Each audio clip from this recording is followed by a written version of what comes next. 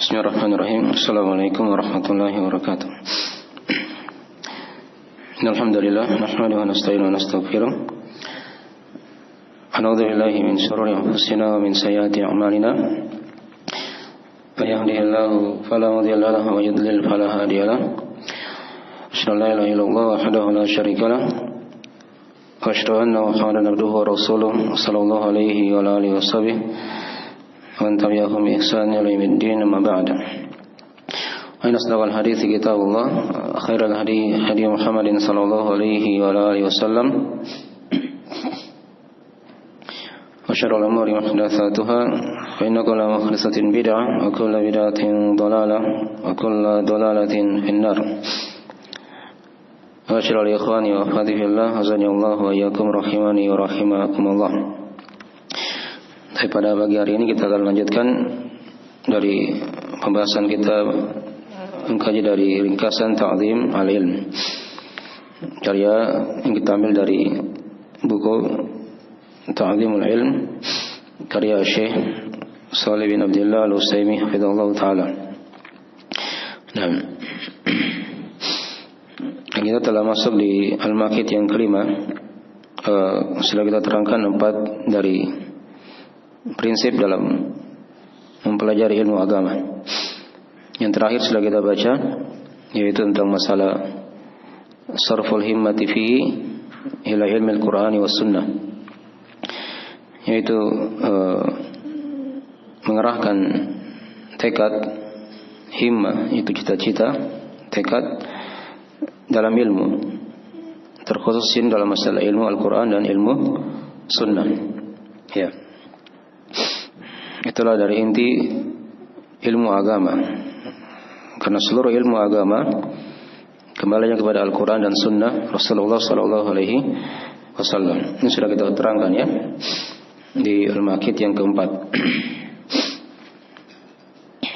Adapun ilmu-ilmu dunia itu dasarnya ada dalam Al-Quran dan Sunnah juga. Dasar, walaupun dari sebagian ilmu dunia itu kadang Nabi terangkan dalam sebagian hadis, antum a'lamu bi umuri dunyakum. Kalian yang lebih tahu tentang perkara dunia kalian. Ya, itu hadis Nabi ucapkan ketika diterangkan dalam masalah perkawinan antara kurma dengan kurma. Ya, Nabi arahkan pertama begini dan begini, tapi tidak jadi kurmanya. Kemudian para sahabat di situ mengawinkan kurma dengan cara yang lain dan jadi kurma tersebut berbuah. Maka Nabi ucapkan hadis tersebut, antum a'lamu bi umuri dunyakum. Kalian yang lebih tahu tentang perkara dunia kalian. Jadi ilmu dunia sepanjang dia dari perkara yang dibolehkan maka tidak ada masalah, ada manfaatnya.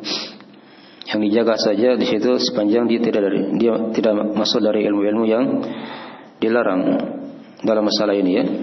Seperti ilmu filsafat, dari ilmu yang diharamkan dipelajari. Mungkin pula ilmu yang mengantar kepada kesyirikan, kepada kekafiran, seperti ilmu sihir atau yang semisalnya. Mungkin dari ilmu yang tidak boleh dipelajari. Ya, itu merupakan fitnah, ujian dalam kehidupan yang hendaknya kita jauhi. Ya. Dan sudah diterangkan beberapa pembahasan seputar dari Al-Maqit yang keempat ini ya.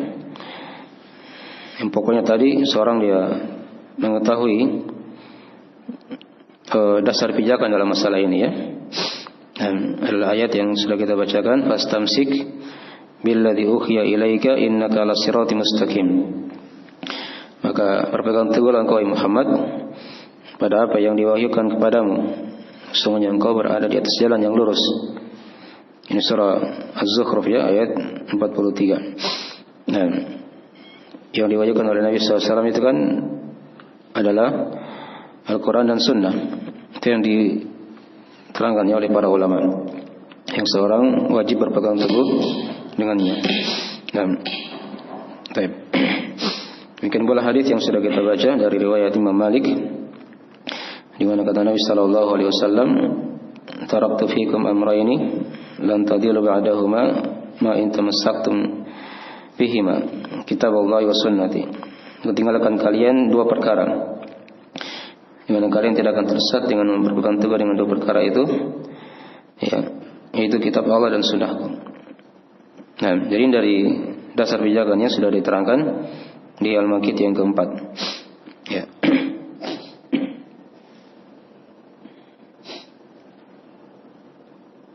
Dan juga sudah kita baca dari uraian dari para sahabat, dari para tabi'in, dan dari para a'immah setelahnya. Ada kalimat yang bagus dari Ibn Abbas, ya. Saya sudah sempat baca kemarin, ya. Di sini kata Ibn Abbas radhiyallahu taala anhuma, "Jami'ul ilmi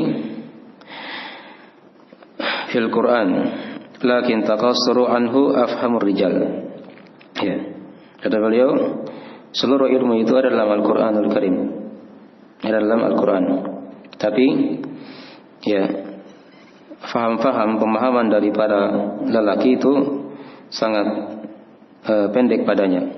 Ya, maksudnya dia tidak bisa memahami Al-Quran, terutama situ ilmu tafsir, ya. Nah, ini kadang jarang orang yang bisa memahaminya. Ya, karena sudah disitulah ilmu agama. Jadi kalau ingin dia mempelajari pembahasan apa saja, maka hendaknya dia bahas Al-Quranul Karim. Ya, karena pasti di situ ada pembahasan dari apa yang dia cari. Ya, dasar pijakannya dikembalikan kepada Al-Quran Al-Karim. Nah, ya. Dan juga yang kedua adalah hadis Nabi Sallallahu Alaihi Wasallam yang sudah diisyaratkannya pada pertemuan yang telah lalu. Baik.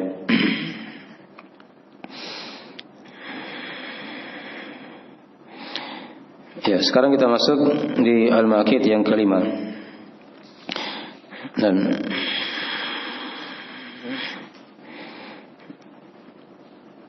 ya, Al-Maqit yang kelima diterangkan di sini di diktatnya, dan dari uraian syekhnya kita ambil dari kesimpulan dari poin-poin yang beliau terangkan, yaitu sulukul jadati al-musilati ilaihi. Sulukul jadati al-musilati ilaihi, yaitu menempuh jalan yang mengantar kepadanya. Ya, jadi seorang ketika ingin dia belajar, dia harus tahu jalannya, bagaimana cara belajar agama itu, kan? Ya, kan sudah kita terangkan dari prinsip-prinsip sebelumnya, ya. Ini berurut semua, ini berkaitan, bersambung. Ya, setelah dia sucikan hatinya, kemudian dia ikhlaskan niatnya, kemudian dia kumpulkan tekad dan jiwanya dalam mempelajari ilmu. Kemudian sudah diterangkan tadi, dia tahu ilmu apa yang dia harus pelajari. Ya, itu ilmu Al-Quran dan ilmu Sunnah. Ya, kemudian di Al-Maqit yang kelima ini, ya, yaitu dia harus menempuh jalan yang mengantar kepadanya. Ya, karena ilmu ini ada jalan-jalannya, ada jalan-jalannya, yang mana orang-orang terdahulu juga sudah lewati jalan-jalan itu.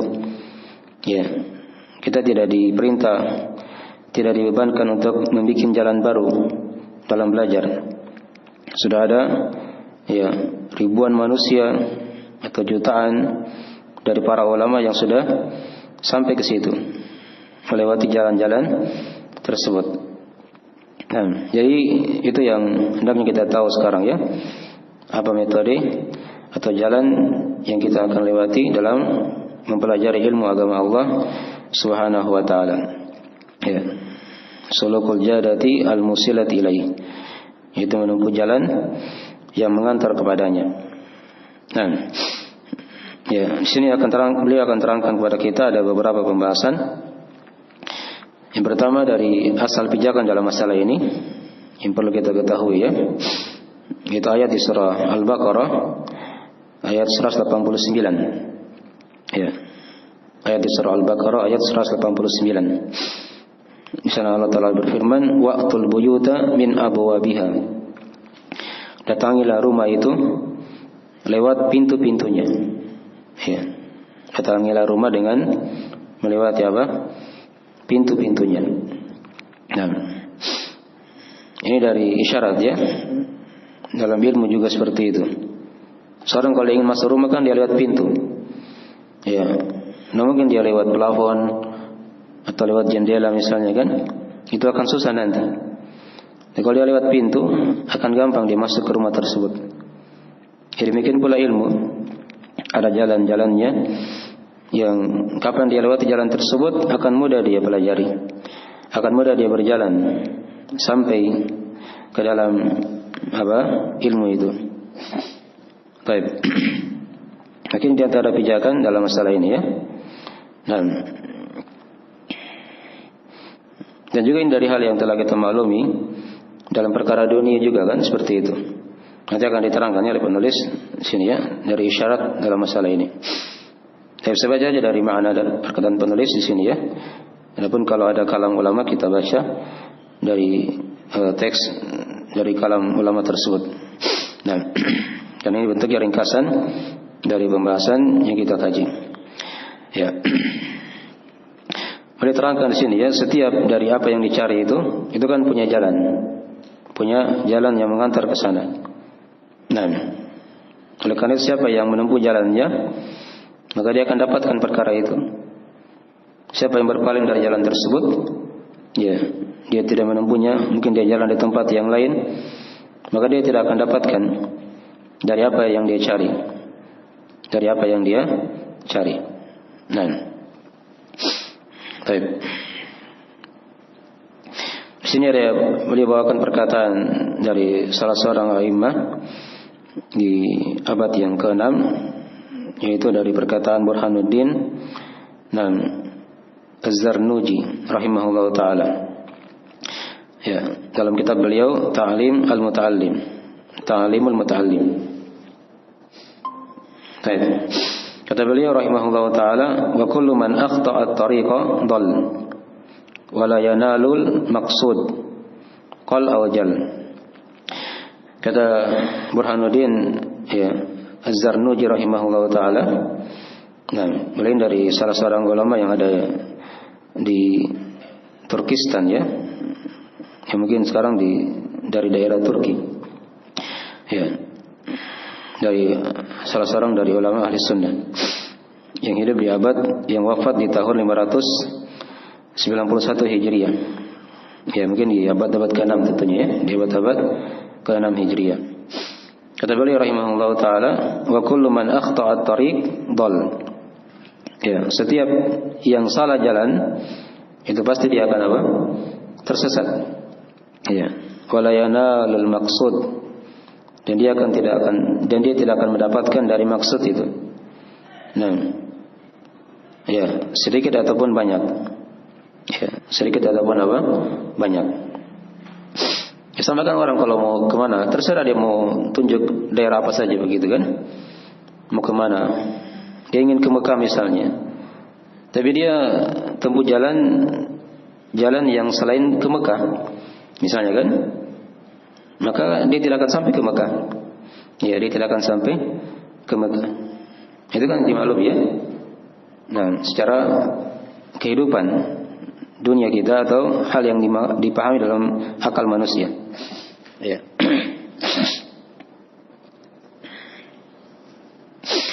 Tapi berikutnya beliau bawakan sini perkataan yang kedua dari perkataan Imam Ibnu Qayyim rahimahullah taala. Ya, Ibnu Qayyim segera jelas ya. Dari ulama yang tersohor. Ya, kata beliau rahimahullah taala dalam menjelaskan juga pembahasan ini. Kata beliau, al-jahlu bit tariqi wa afatiha wal maqsudi yujibu at-ta'ba al-katsir ma'al faidatil qalilah. Ya, kata Ibnu Qayyim rahimahullah taala, bodoh dari berjalan, ya, demikian pula dia tidak tahu dari bahaya-bahaya yang ada di jalan, serta dia bodoh, dia tidak tahu dari maksud apa yang dia cari, maka ini kata beliau akan mengharuskan adanya kecapean padanya. Ya, ada keletihan yang sangat banyak bersama dengan sedikit faidah. Ya, bersama dengan sedikit apa? Faidah. Nah, ini dari kemungkinan yang kedua ya. Jadi kalau dia tidak tahu jalan untuk menuju ke situ misalnya, ke tempat yang dia cari, ya. Mungkin pula dia tidak tahu juga bahaya-bahaya yang akan ada di jalan, tidak ada gambaran di situ. Nah, ya, mungkin dia akan merasakan keletihan yang sangat banyak, tapi sedikit faedah. Ya, sedikit faedah. Ya, ini bukan orang yang misalnya dia tempuh jalan yang lain ya. Mungkin dia tahu tempat itu, tapi dia cari putar-putar dia jalannya. Ya, mutar-mutar. Mungkin sampai juga di situ, tapi sudah terlalu apa? Terlalu capek yang sangat banyak. Itu pun sedikit faedah yang dia dapatkan. Ya, karena sudah duluan capek.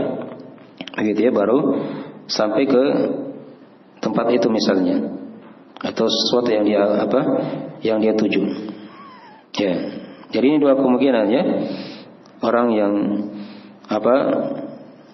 yang tidak tahu dari cara belajar atau jalan ilmu itu.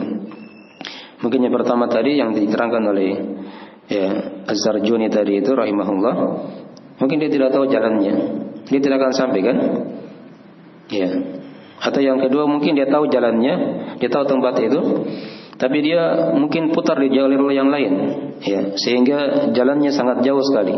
Padahal ada jalan yang ringkas, ada jalan yang ringkas, mungkin jalan potong kalau bahasa kita ya, mungkin dia sampai ke situ. Tapi dia putar di jalan yang lain, ya, sehingga dia sampai ke situ misalnya di tempat yang dia tuju, dia sudah capek. Dia sudah capek duluan, dan sedikit dia akan dapatkan faedah. Nah, seperti itu juga ya ilmu ya. Ya, jadi ilmu itu harus ditahu jalannya. Nah, jalan yang pintas menuju ke situ, ya, agar dia bisa cepat sampai. Ya, bisa cepat sampai. Jangan dia masuk di ilmu, dia tidak tahu jalan ilmu itu bagaimana, misalnya cara belajar, ya. Atau yang kedua mungkin dia sudah tahu ilmu, tapi dia mungkin cara belajarnya salah, ya. Mungkin dia jalan di tempat yang lain, putar-putar saja, ya. Tapi lama sampainya, ya. Walaupun dia akan sampai juga, tapi lama sampainya. Nah, sedikit faedah yang dia dapatkan. Jadi dari isyarat-isyarat ya, dari kalam para ulama dalam masalah ini, ya, dalam masalah ini. Baik, ini yang harus dihindari ya dalam belajar. Dia tidak tahu jalan. Kemudian yang kedua, mungkin dia tahu jalan itu, tapi jalannya terlalu jauh, ya, putarnya terlalu jauh, sehingga sedikit faedah yang dia dapatkan. Beda dengan orang yang tahu jalan, ya, ringkas jalannya, dan dia akan dapat banyak faedah dalam kehidupannya. Nah, dan tidak terlalu banyak waktu yang dia akan habiskan. Dipahami ya? Baik. Mungkin dari metode belajar ya dalam menuntut ilmu agama Allah Subhanahu wa taala. Baik. Ini sudah dua ulama yang kita baca ya, dia bawakan di sini. Nah, tadi satu dari Burhanuddin Az-Zarjuni dari ulama abad ke-6, dan tadi yang kedua tadi beliau bawakan dari perkataan Imam Ibnu Qayyim rahimahullah taala yang dari ulama abad ke-8 Hijriah ya. Karena Ibnu Qayyim itu wafat di tahun 751 Hijriah. Ya. Baik. Sekarang beliau bawakan kalam yang lain lagi dari para ulama. Nah, ini ulama belakangan ya. Ya, ini kalam yang ketiga dari ulama dalam bab ini ya, dalam masalah ini. Ya, sini boleh bawakan dari perkataan Muhammad ya, Murtada bin Muhammad Az-Zabidi. Ya. Az-Zabidi. Muhammad Murtada bin Muhammad Az-Zabidi. Ya. Beliau ini dari salah seorang ulama yang lahir di India, hanya belakangan tinggal di Mesir. Nah, dia wafat di tahun 1000 Hijriah. Ya, 1205 Hijriah. Ulang belakangan ya. Nah, 1200-an. Berarti sini sudah abad ke-13 ya. Ya, Hijriah. Nah, kita kan sekarang abad ke-berapa? 1400. Berarti abad ke-15. Ya. Baik. Dan ini dari ada perkataan yang bagus dari perkataan Muhammad Murtada ini bin Muhammad Az-Zabiri rahimahullah ta'ala. Ya, beliau punya buku dan yang beliau bernama dalam manzumah beliau yaitu Alfiyatus Sanad. Nah, beliau bawakan 2 bait syair di sini ya. Dari penggambaran cara mempelajari ilmu agama itu. Nah, kata beliau rahimahullah ta'ala, "Fama hawal ghayata fi alfi sana, syakhsun fakhud min kulli fannin ahsana. Bihifdi matnin jami'in lirrajihi, ta'khudhuhu ala mufidin nasihi." Ya, kata beliau rahimahullah, "Fama hawal ghayata fi alfi sana, syakhsun." Ya, seorang itu dia tidak akan melingkup dari apa yang dia cari. Ghaya, puncak ya, yang dia cari itu walaupun dalam 1000 tahun. Fakhud min kulli fannin ahsana. Maka ambillah pada setiap dari bidang itu yang paling terbaiknya. Nah, ini dari isyarat ya dalam mempelajari ilmu. Jadi seorang itu dia tidak akan bisa menguasai ilmu itu walaupun dia belajar selama 1000 tahun. Andai kata dia punya umur ya sampai 1000 tahun. Ya kita kan tidak ada yang punya umur 1000 tahun. Ya, umurnya umat Islam itu Nabi sudah terangkan dalam hadis antara 60 sampai 70 tahun saja. Itu kebanyakan dari umur umat Nabi Muhammad SAW. Ada yang mungkin lebih sedikit, ada mungkin yang kurang daripada itu. Tapi kebanyakannya berputar di situ. Tapi kata beliau, andai kata seorang punya ilmu, punya umur selama 1000 tahun, dia ingin belajar, maka dia tidak akan sampai pada puncak ilmu itu. Tapi kata beliau, fakhud min kulli fannin ahsana. Maka ambillah dari setiap dari bidang ilmu maksudnya hal yang paling terbaiknya. Ya, bagaimana caranya? Ya, beliau terangkan di sini. Bihifdzi matnin jami'in lirrajihi. Yang pertama, dia menghafal ya, matan yang melingkup. Ya, yang rajih. Maksudnya yang paling bagusnya begitu ya. Nah, yang paling terbaiknya. Ta'khudhuhu an mufidin nasihi. Ya, yang diambil dari seorang yang mempunyai faedah dan sekaligus pemberi nasihat. Dari di sini beliau ingatkan kepada kita ada 2 cara ya secara umum dalam mempelajari ilmu itu. Yang pertama, dia hafal matan-matan ilmu yang ringkas.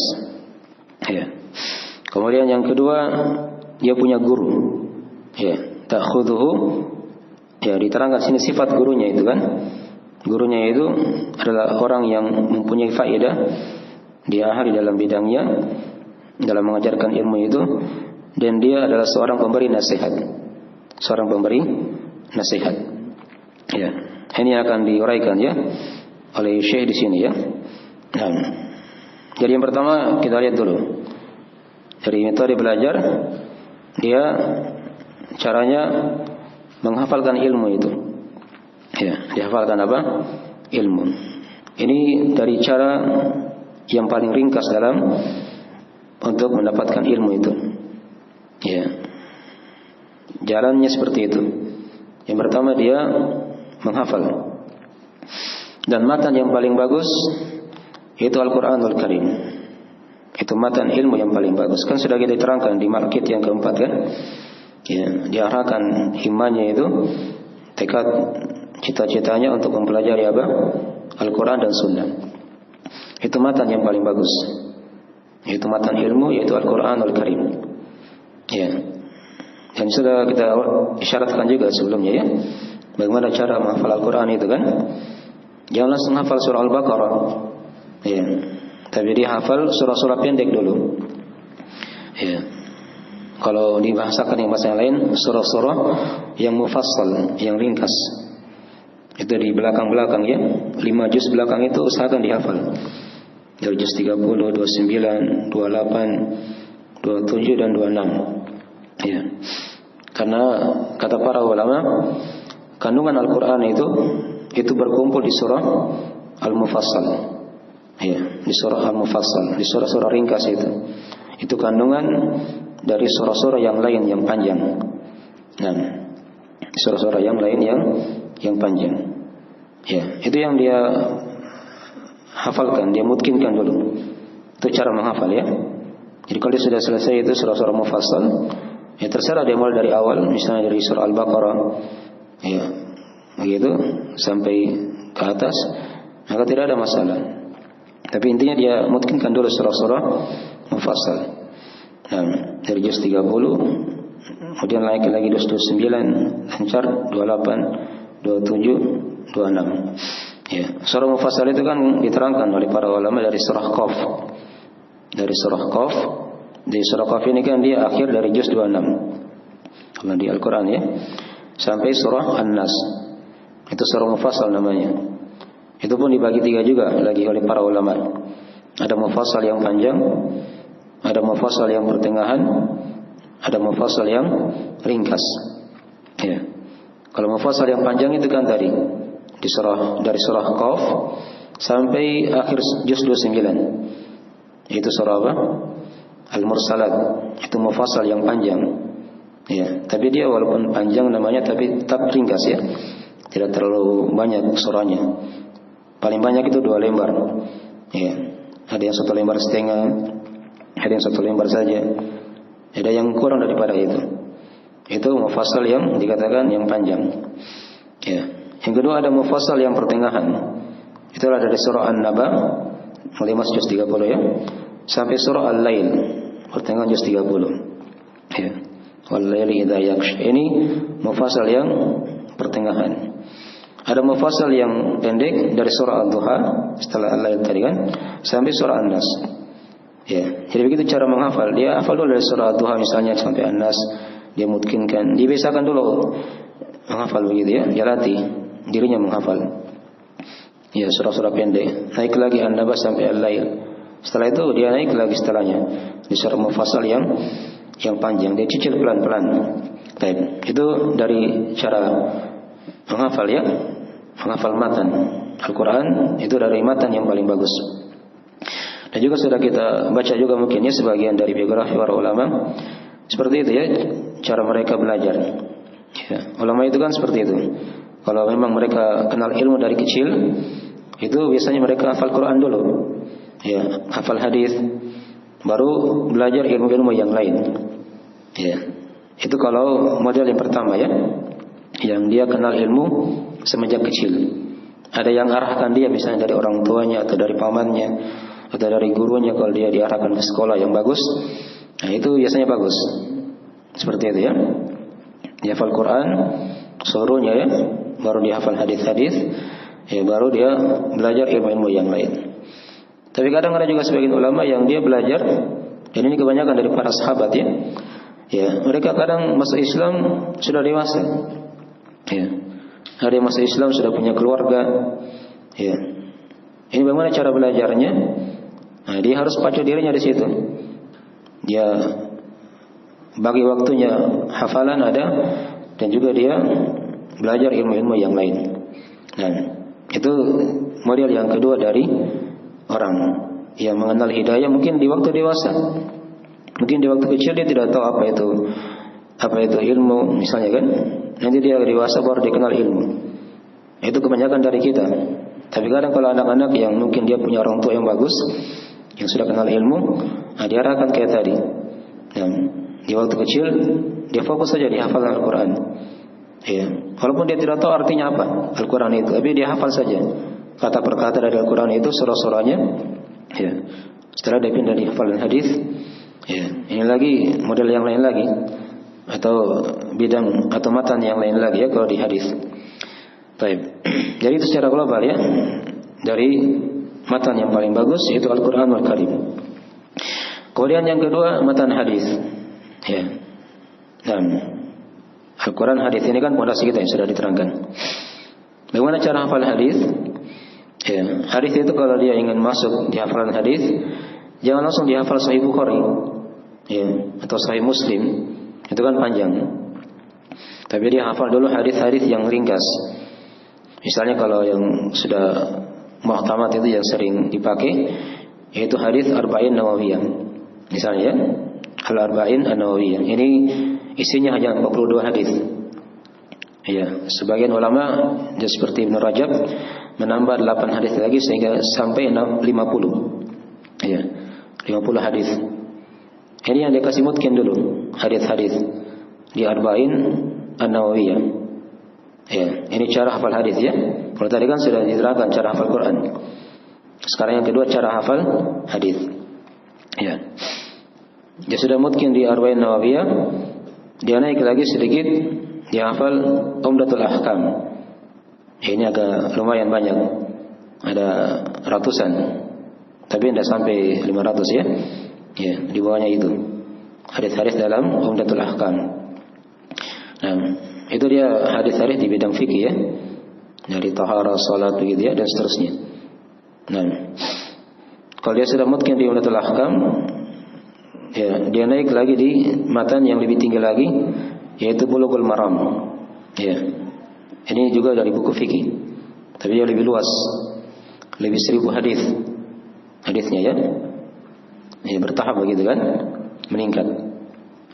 Ya, kalau sudah hafal Bulughul Maram, dia hafal Riyadhus Shalihin. Ya, Riyadhus Shalihin dia lebih luas lagi daripada apa? Bulughul Maram. Ya, ini kalau mau lanjut ya, lanjut. Ya, kalau dia sudah hafal Riyadhus Shalihin, baru dia masuk tadi di Sahih Al-Bukhari, misalnya kan, atau Sahih Muslim. Ya, itu kalau masih diberi kemampuan seperti itu. Ya, tapi intinya dia hafal dulu yang pendek-pendek tadi, seperti Arba'in Nawawiyah. Di Al-Quran dia hafal dulu surah-surah apa? Mufassal. Ya, itu aja yang dia fokus. Ya, dipaham ya? Sambil jalan pelan-pelan. Sambil jalan pelan-pelan. Itu diantara dari jalan-jalan dalam mempelajari ilmu. Ya, dan jangan berkhayal mau ingin dapat ilmu kalau dia tidak menghafal. Ya, itu berarti dia cari sesuatu yang mustahil. Kata para ulama ya, diterangkan oleh para ulama, kata mereka, la ilma illa bil hifdz. Ya, wala hifdza illa bil itqan, wala itqan illa bil muraja'ah. Nah, kata para ulama, ini diterangkan oleh Imam Abdurrahman bin Mahdi rahimahullah taala. Kata beliau, tidak ada ilmu kecuali dengan hafalan. Ya. Dan tidak ada hafalan kecuali dengan itqan. Dia sudah mutkin. Ya, nanti dia mutkin baru dia katakan apa? Sudah hafal Al-Quran atau hadis misalnya kan? Ya. Dan tidak ada mutkin kalau dia tidak murajaah. Nah, ternyata kuncinya di situ. Dia sering murajaah, dia ulang-ulangi hafalannya. Jangan bosan dia ulang-ulangi surah itu misalnya, ya, atau hadis-hadis itu misalnya. Diulang-ulang terus. Ya, dan jangan buru-buru pindah ke surah yang lain misalnya atau hadis-hadis yang lain kalau dia belum apa? Mungkin. Dipaham ya? Nah, itu cara menghafal seperti itu. Nah, tidak ada ilmu dengan hafalan, dan tidak ada hafalan kecuali dengan dia mutkinkan, dan tidak ada mutkin itu kalau dia tidak apa? Murajaah. Ya, ini dari jalan belajar dalam mempelajari ilmu agama Allah Subhanahu wa taala yang diterangkan tadi oleh para ulama. Ya, bi hifdzi matnin jami'in lirajihi. Ya, ini baru kita bicara ya, matan Al-Quran atau hadis. Ya, jadi kalau sudah hafal Al-Quran hadis, kayak seperti Imam Syafi'i kan, yang sudah kita baca biografinya kan, dari 7 tahun ini sudah hafal Quran. Ya, di 10 tahun beliau sudah hafal apa? Hadis-hadis dari kitab Al-Muwatta. Nah, baru setelah itu dia belajar ilmu-ilmu yang lain. Ya, belajar ilmu-ilmu yang lainnya. Nah, di sinilah pentingnya nanti kita dibimbing oleh guru nanti. Oleh guru tadi itu, mana ilmu yang dia pelajari, buku apa yang dia harus selesaikan. Ya, itu nanti urusannya guru yang mengajarkan. Ya, guru yang ngajari, yang arahkan, ya, yang bimbing dia sampai selesai. Paham ya? Baik. Itulah tadi yang dikatakan oleh penulis atau oleh Az-Zubaydi tadi ya, yang sudah kita terangkan. Ya, ta'khudhuhu ala mufidin nasihi. Diambil dari dari seorang yang mempunyai faedah dan dia lagi penasihat. Baik, itu dari jalan belajar. Setelah dia hafal matan, dan ingat ilmu itu diambil dari guru. Nah, ya kalau mau diuraikan matan-matan itu sebenarnya banyak sekali ya.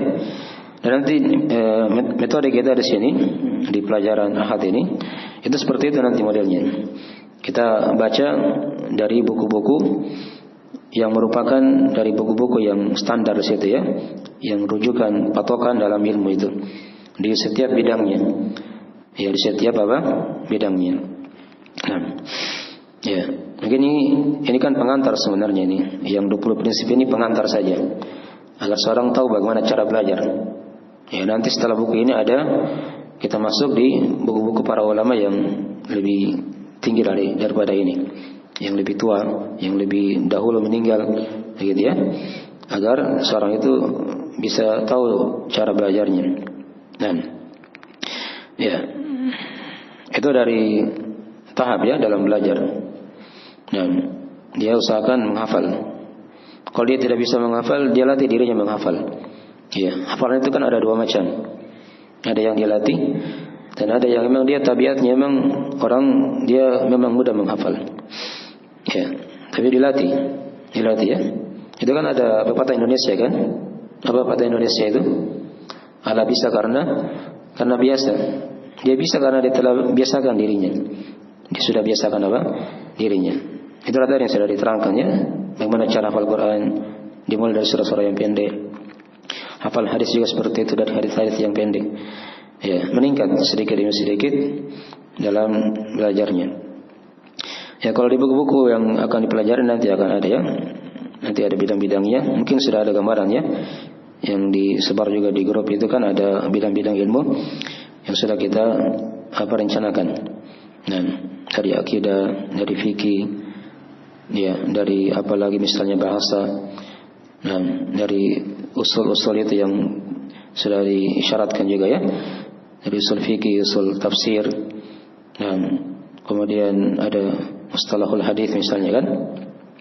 Ya, ada fikih amalan hati. Nah, itu semua ada buku-bukunya ya. Yang nanti akan diuraikan. Ini kalau kita urai satu persatu itu panjang ya. Nah, tapi di setiap dari buku-buku tadi itu, dari bidang-bidang tadi itu ada buku-buku yang usahakan dihafal. Ya, dan itu insyaallah tidak panjang bukunya, ringkas. Ya, tidak terlalu panjang. Baik. Ini dari metode ya dalam mempelajari ilmu agama Allah Subhanahu wa taala. Jadi tadi caranya dihafal matan. Yang kedua tadi dia ambil dari guru. Ini penting juga ya seorang dia belajar, dia punya guru. Ya, jangan belajar sendiri. Ya. Nanti kalau belajar sendiri itu kalau itu tahap berikutnya. Tapi awalnya kan dia punya guru dulu. Dia ambil ilmu itu dari guru, buku apa yang dia pelajari dari guru. Nah, kalau dia ingin meluas setelahnya, itu bisa dia cari di buku-buku sumber-sumber yang lain yang dipakai dalam masalah ini. Ya, jelas ya. Baik. Dan di sini diterangkan oleh Az-Zubaydi tadi itu ya, bagaimana melihat guru yang bagus itu. Ya, itu dia adalah guru yang mempunyai mufid. Ya, dia punya faidah. Baik. Sedikit tadi ya, mungkin kita masuk dari di masalah matan sedikit ada tambahan di sini juga.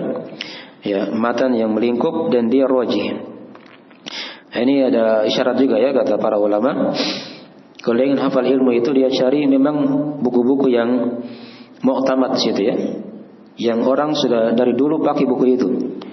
Ya, jangan dia pakai buku-buku yang baru yang orang tidak pernah pakai buku itu. Ya. Ini kan kalau kita masuk di bidang ilmu itu anggaplah satu bidang ya. Ya, situ kan banyak buku-buku nanti yang akan didapatkan. Tapi dia cari buku-buku yang terkenal, yang dipakai oleh banyak orang, yang orang sudah berjalan di situ dari masa dahulu. Dipahami ya? Itu aja kata-kata kuncinya di situ ya, di setiap bidang. Setiap bidang. Ini kalau kita uraikan banyak ya contoh-contohnya dalam masalah ini. Ya, nanti misalnya kalau di buku bahasa Arab di bidang nahwu kan nanti ada matan al-ajrumiyah. Ini contoh ya, matan ringkas. Ya, kalau misalnya dia cari buku bahasa Arab nahwu dasar itu kan banyak sekali. Ya, tapi kan ada matan yang dipakai oleh para ulama, oleh banyak ulama yang diajarkan di syarah, ya, itu adalah matan jurumiyah. Itu contoh misalnya ya, kalau dia sudah punya kebiasaan membaca bahasa Arab. Nah, dan itu nanti akan diajarkan. Dipahami ya? Itu caranya. Itu contoh ya di bidang nahwu misalnya. Di bidang sharaf juga ada. Ya, di bidang akidah misalnya di hafal usul tsalatsa misalnya kan. Banyak buku-buku akidah.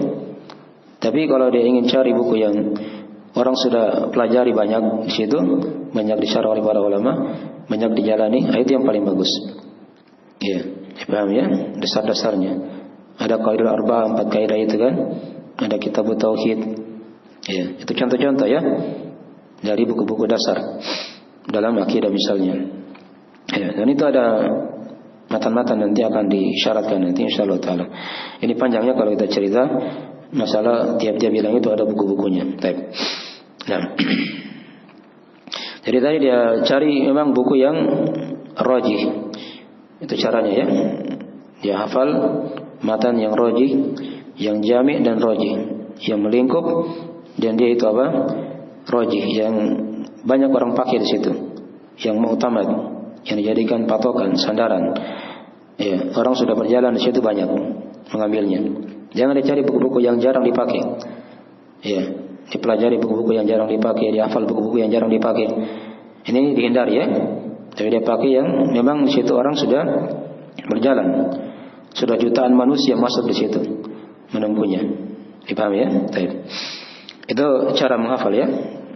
Dari buku-buku selain Al-Quran dan hadis tadi yang sudah diisyaratkan. Baik. Kemudian yang kedua tadi diisyaratkan dari metode setelah dia menghafal, ada hafalan, dia tahu cara menghafal, diambil ilmu itu dari seorang guru. Ya, dari guru yang disifatkan di sini dengan 2 sifat. Kalau dari orang yang Az-Zubairi ini atau Az-Zabiri ini ada 2 sifat ya. Itu gurunya itu dia punya nasihat, dia punya faedah. Ya, mufid. Ya, mufid maksudnya dia punya ya keahlian dalam menjelaskan ilmu itu. Ya, mudah seorang dia belajar. Ya, dipahami ya? Ketika diterangkan.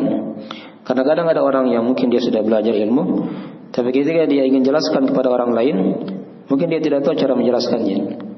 Ini namanya tidak mufid namanya. Tidak apa? Tidak mufid. Yang mufid itu kalau dia bisa menguraikan ilmu itu dengan mudah, gampang dipahami. Ya, dipahami ya? Karena tidak semua orang, kadang ada orang yang mungkin dia bisa kuasai ilmu, tapi ketika dia ajarkan ilmu itu, orang mungkin susah untuk memahaminya. Ini ada juga kadang metode-metodenya ya, dari cara belajar, cara mengajarkan ilmu itu bagaimana. Ya, jadi dia cari guru yang mufid, ya, yang bisa memberi faedah, ya, yang punya keahlian di bidangnya dalam mengajarkan ilmu itu. Walaupun dia tidak ahli di semua bidang. Ya, misalnya sekarang apabila dia belajar bahasa Arab, ya mungkin gurunya itu belum kuasai ilmu yang lain, tapi minimal ilmu bahasa Arab yang diajarkan itu dia sudah kuasai.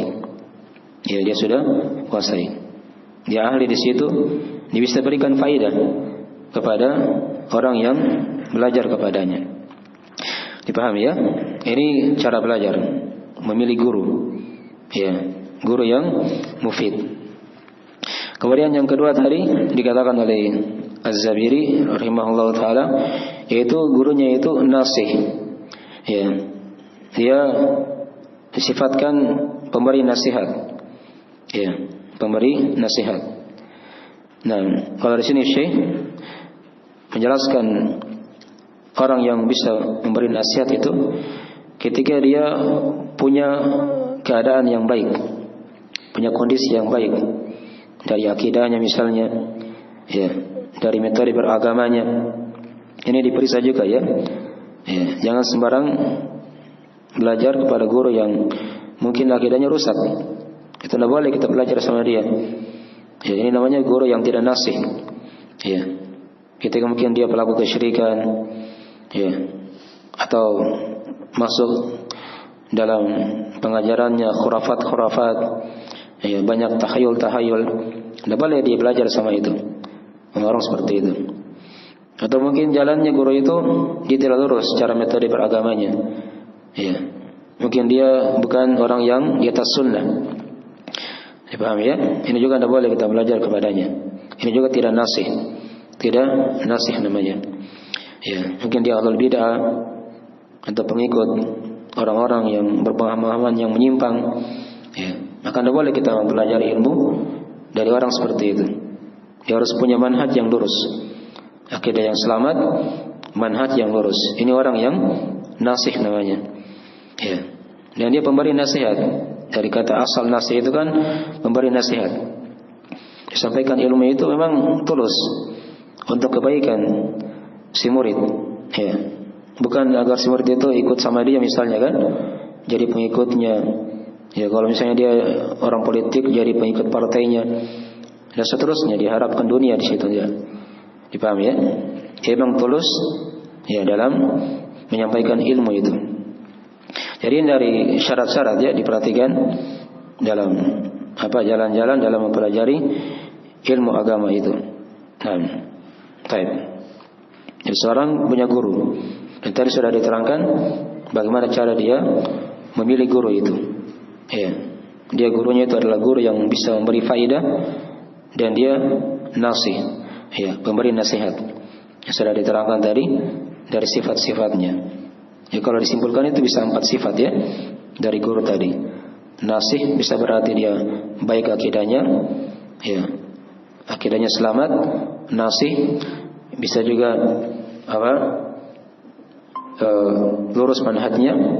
Dan nasih dari itu maksudnya juga dari orang yang memberi nasihat kepada umat. Baik. Ini sudah mati baterainya.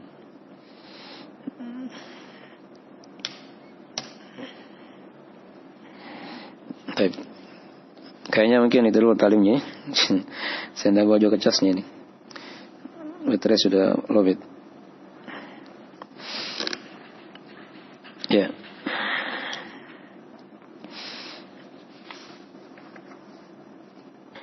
Ya mungkin itu aja dulu ya. Mungkin tapi materinya sudah selesai sebenarnya. Tadi sudah berada di ujung pembahasan ya. Dari pembahasan tadi itu. Ya. Jadi kesimpulan dalam masalah ini kan sudah diterangkan tadi. Seorang itu belajar dengan 2 metode tadi itu ya. Dia menghafal matan-matan yang roji. Ya. Kemudian yang kedua tadi dia punya guru. Dia punya apa? Dia punya guru yang sudah diterangkan tadi sifat-sifat guru itu ya. Sifat-sifat guru tersebut. Ya itu aja yang dia tempuh dalam masalah ini. InsyaAllah ta'ala cukup. Ini akhir dari pembahasan ya. Dari Al-Maqit yang kelima. Tapi nanti kita akan uraikan lagi insyaAllah ta'ala mungkin di Maqit yang ke-6 ya. InsyaAllah ta'ala pembahasan berikutnya. Tapi segera itu dulu ya dari akhir majelis kita pada pagi hari ini. Ya. Ya silakan kalau ada yang bertanya bisa dikirim di grup atau bagaimana. Ditulis di kertas, nanti kita jawab. Walaupun mungkin suaranya agak keras ya, begini saja. Kalau mau diterangkan. Baik.